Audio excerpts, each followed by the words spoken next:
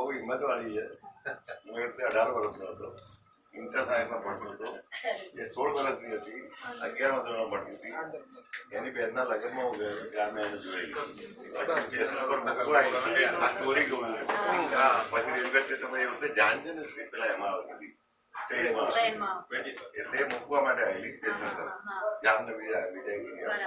ત્યારે મેં કીધું તમે આવશો ને વડોદરા? આવી હું બરોડાથી આવેલો જાતમાં, તો અમદાવાદમાં રહેતો હતો, આવેલો બરોડાથી. પછી 2 દિવસ પછી એની બહેનને પછી આવીને મને મારા ઘેર આવી ગઈ ખોલતી ખોલતી કે ભાઈ ક્યારે છે. મને આવી થોડી આડી એવી વાતો કરી, શું કરો છો શું નહીં શું ભણો છો. પછી મને કહે કે તમે મારી લગ્ન કરશો?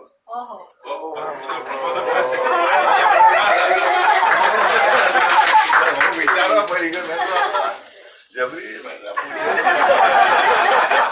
મેં કીધું સારું કાલે કહીશ તને લગ્ન કરીશ કરી તારી. પછી મારા ભાઈ ત્યાં રહેતા હતા, એમને મેં પૂછ્યું, મેં ઠાકોરલાની સાડી છે ને આવી હતી અને મને આવું પૂછતી હતી કે તમને ગમે છે? મને ગમે તો છે, ઉંમર એવી હતી મને ગમે છે. હા પાડી દેવાય, પણ મેં હું લગ્ન કેવી રીતે કરું? હું ઇન્ટર સાયન્સમાં ભણું છું, હજી તો હું ભણી રહું, બીએસસી થવું કે એન્જિનિયર રહું, પછી મને નોકરી મળે પછી લગ્ન કરે તો એને કહેવાનું એવું. પછી બીજે દાડા મને શું વિચાર કર્યો? મેં કહું લગ્ન તો કરું પણ મારી એક શરત છે. મને કહે શું શરત છે?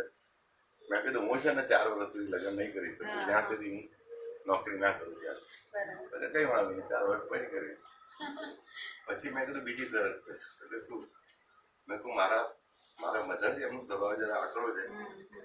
પછી લગ્ન પછી તું મને એમ કે આપણે જુદા રહેવા જોઈએ તો શક્ય નથી. મારા મા બાપ જોડે મને કે મને મંજૂર છે.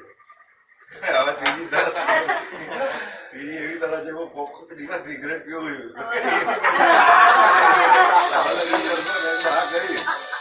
શું કરવું છે? પિક્ચર જોવા. એ વખતે પિક્ચર જોવા ગયા અમે બરોડામાં ટોકીઝમાં, મોહન ટોકીઝ હતી હજી યાદ છે. અને એ પિક્ચરનું નામ હતું તાજમહાલ. એમને ગાયન આવતું હતું, જો વાદા કિયા જમાના જાહેર હોકે ખુદાઈ તુમકો આના પડે.